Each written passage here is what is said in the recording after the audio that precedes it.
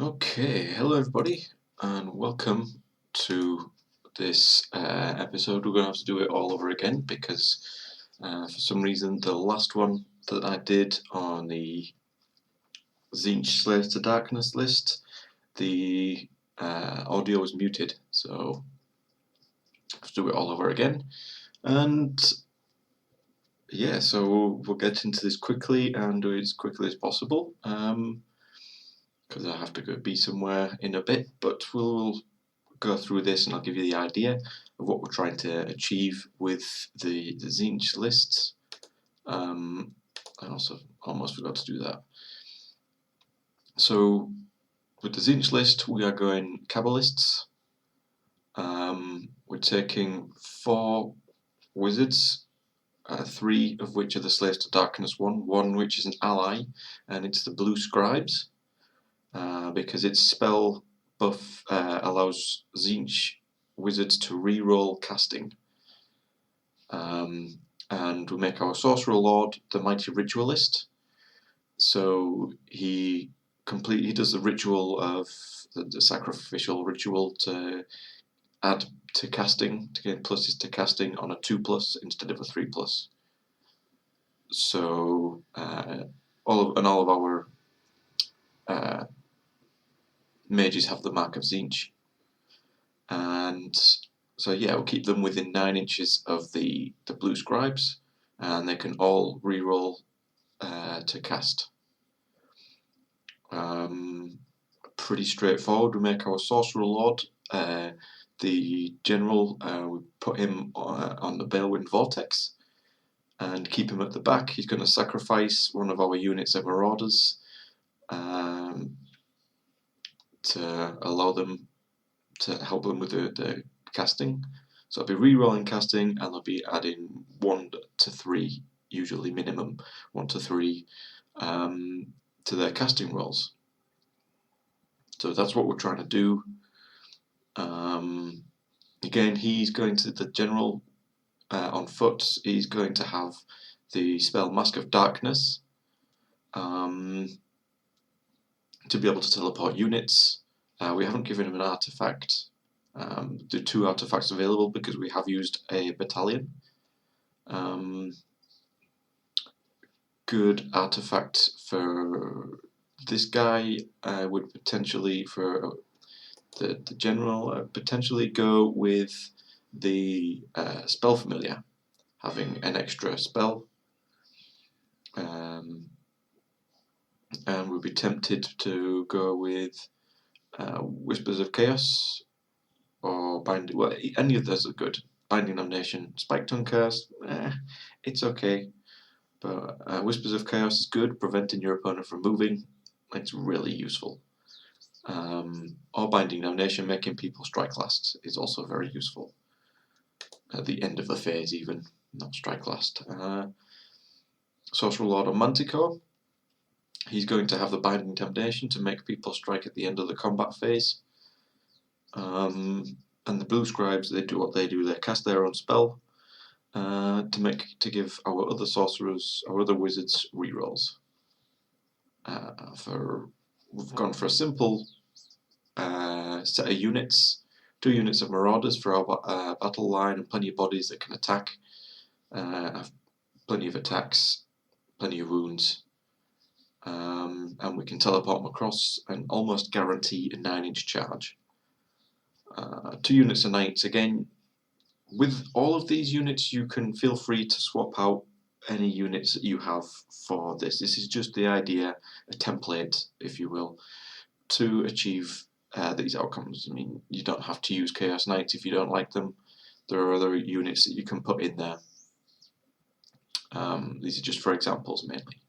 I've gone for the War Shrine as well because it's always useful for that 6-up after save, the 6-up shrug. And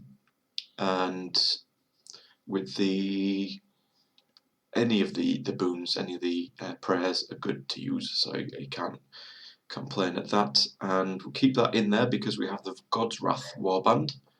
So for each enemy unit within 24 inches in line of sight of the War Shrine, we roll a dice. On a 6 they take d3 mortal wounds. So it's another way of getting some mortal wound output into your list, potentially, with the War Shrine, and reducing the list, because all of these can be in all these 4 units can be in that battalion, and one of your heroes. So any of these 3, so you would have 1, 2, 3, 4 drops. 4 drops for this army. So it's relatively low number, and we're giving them some some endless spells. So we're going for the Balewind Vortex to put out on our general on to cast an extra spell. Umbriel Spell Portal to extend that casting range again. Especially if he's on a Balewind Vortex, which extends the range of his spells by 6, and then we cast it through a spell portal, which another 18 inches on top of that. Gives us a pretty good range for his any of his spells. Geminids are in there because Geminids are always a good spell to cast. Put them within 18 and move them 8. They get a good distance. -1 to hit on -1 to hit or -1 attack. Either of those are good, doing d3 mortal wounds apiece. I used them the other night. They were fantastic. Actually cast them through the portal to get to a Wargog Prophet and Wardog. One of the Geminids ended up actually killing them in a second round. Purple Sun, we have that in there. You could swap that. A good alternative to the Purple Sun with this list would be the Darkfire Demon Rift. Also 50 points, but that does d3 mortal wounds plus 1 extra damage, 1 extra mortal wound per endless spell within 12 and per wizard within 12. So if you're playing that against a Tzeentch army and you chuck that out there and you've got some endless spells of your own and lots of units that count as wizards in a Tzeentch Disciples of Tzeentch army, you're going to stack a lot of mortal wounds with that spell, and that's anything it touches is going to do d3 plus X. So I really like the Darkfire Demon Rift for that, but the Purple Sun, because it just outright slays models, it's good against anything. So anything with more than 1 wound, it just slays them. So it's hard not to like that spell. And yeah, anything that's got 2 or more wounds and you can roll a 6 and just slay models, it's just so good. And the Suffocating Gravetide is there just because we had 20 points to spare, and it's an obnoxiously large template. Again, with this army, we are looking at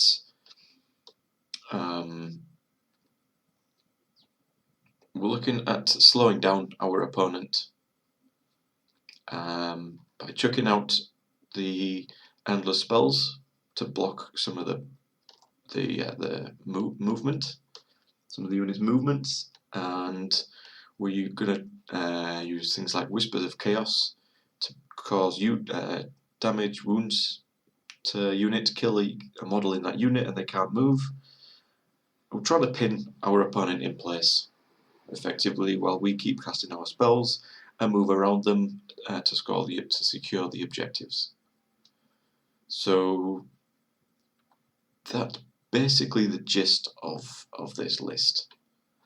Again, you could feel free to change any of these endless spells for ones that you have, ones that you like. Another good option for Slaves to Darkness is the Realm Scourge Rupture, because it does mortal wounds.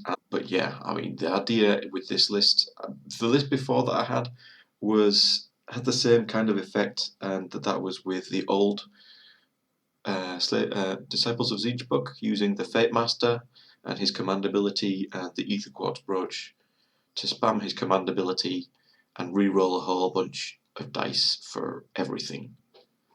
Since that has changed and now changed to just re-rolls to hit, I figure the blue scribes at 120 points are the same points cost, so easily slot in there, and re-rolling casting for your wizards, which will be having +1 to 3 to their casting rolls.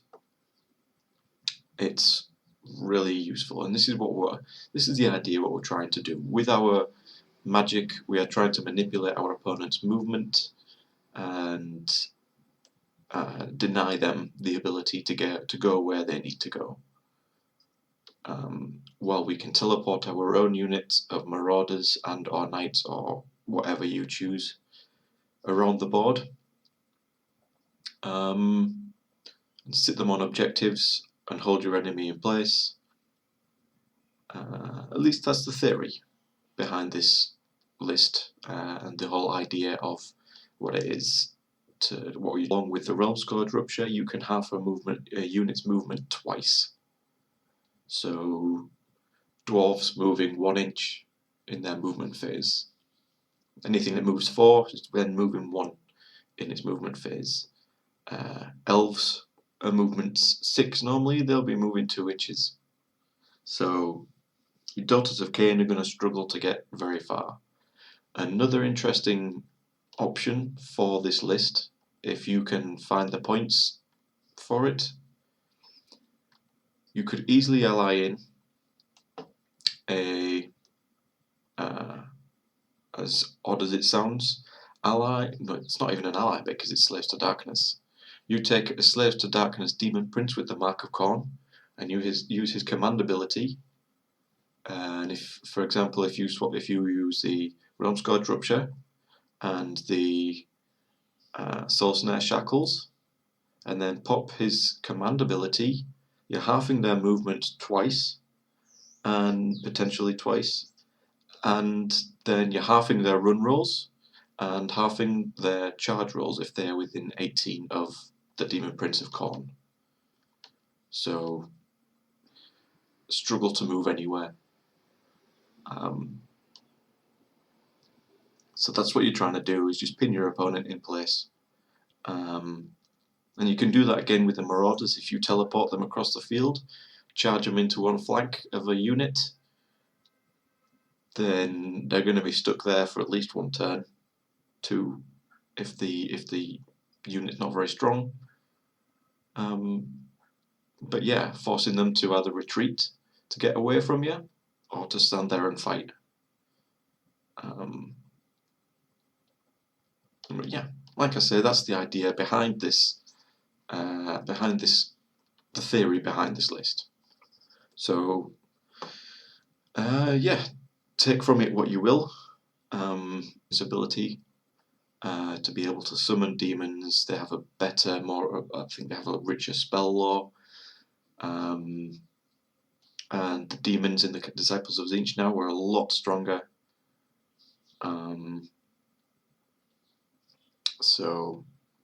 But that's just something. If you want to play your Slaves to Darkness as Tzeentch, this is one way that you could do it, and I think it could be quite effective. Because there's a lot of good combat units out there, and if you can halve their movement and then half their run and half their charge, or half their movement twice, then it's going to really cause some problems for them. Anyway, I've rambled on long enough. Let me know what you think. I will be getting into the Disciples of Tzeentch book soon and doing some lists for the different sub-factions within the Disciples of Tzeentch book. I'll be doing that next week, probably, getting into that. I'm going to start with what I think are the weaker hosts and work up to the stronger ones. So I will be starting with the Witchfire Coven, and moving forward from there. So let me know what you think. Like, share, subscribe, all that rubbish. And thank you for watching, and I'll see you again next time. Until then, take care and happy wargaming.